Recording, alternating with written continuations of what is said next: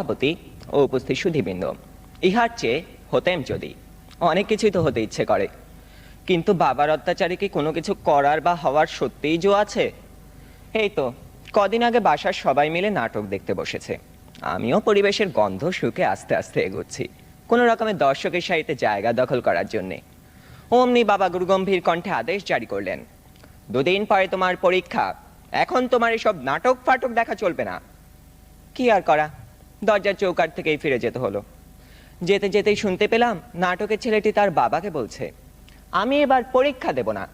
ইস, আমি যদি এমন করে বলতে পারতাম, এই নাটকের ছেলেটির মতো হতাম। কিন্তু এ তো শুধু নাটকেই সম্ভব।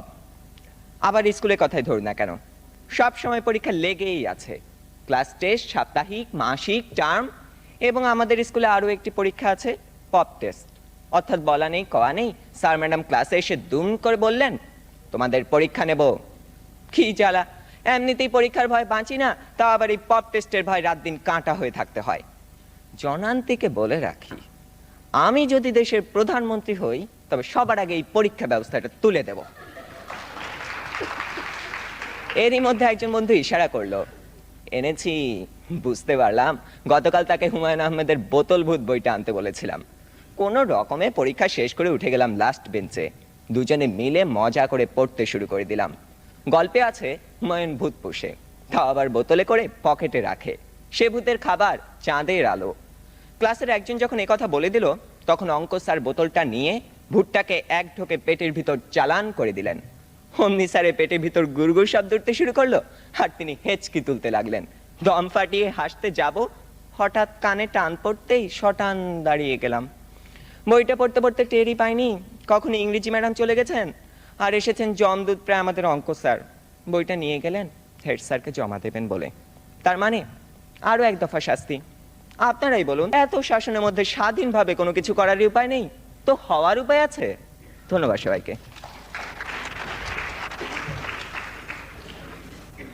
নাজমিল কবির, পরীক্ষা সম্পর্কে এত ভীতি কেন? এবং পরীক্ষা তুলে দেওয়ার জন্য প্রধানমন্ত্রী হতে চাচ্ছ, কিন্তু প্রধানমন্ত্রীর চেয়ারটা বড্ড উষ্ণ, বড্ড কণ্টকাকীর্ণ, ওখানে বসে থাকা খুব শক্ত। তো যাকে পরীক্ষাকে সহজ করে দিলে চলবে তো? আমরা নাই ওই চিন্তা করব। অটো জিপিএ-5 মাউস স্পিকার, এটি আজকে শুধু আমার গল্প না, এটি আজকে আপনার দেশে এই সরকারের এই সিদ্ধান্তের কারণে 14.5 লাখ শিক্ষার্থীর প্রত্যেকটি শিক্ষার্থীর গল্প, যাদেরকে রাস্তায় গেলে ডাকা হয় এই অটো পাস, যাদেরকে আপনি অটো পাসের রেজাল্ট দেওয়ার পরে তারা তাদের আত্মীয় স্বজনকে ফোন দিয়ে জানানোর পরে আমি জিপিএ-5 পেয়েছি, তুমি এই অটো পাসের জিপিএ-5 এর রেজাল্ট জানাতে আবার ফোন দিয়েছো, এরকম একটি উত্তর শুনতে হয়।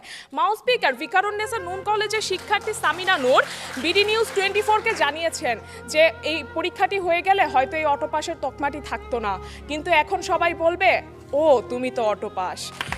স্পিকার, এরকম একটি মানসিক চাপের মধ্য দিয়ে যখন আপনি এই 14.5 লাখ শিক্ষার্থীকে সারা জীবনের জন্য ঠেলে দিচ্ছেন, সেই রকম একটা জায়গায় দাঁড়িয়ে কিভাবে আপনি বলতে পারেন যে আপনার শিক্ষা জীবনে বাংলাদেশ আরো এক ধাপ এগিয়ে গেছে? মাউস স্পিকার, আমরা গত পরিসংখ্যান থেকে দেখতে পাই যে গত বছর জিপিএ-5 পেয়েছিল মাত্র 47,286 জন, কিন্তু এই বছর জিপিএ-5 এর সংখ্যা দাঁড়ায় 1,61,807 জন। মাউস স্পিকার, অর্থাৎ 1 লাখ শিক্ষার্থী, 1 লাখের অধিক শিক্ষার্থী বেশি জিপিএ-5 পেয়েছে।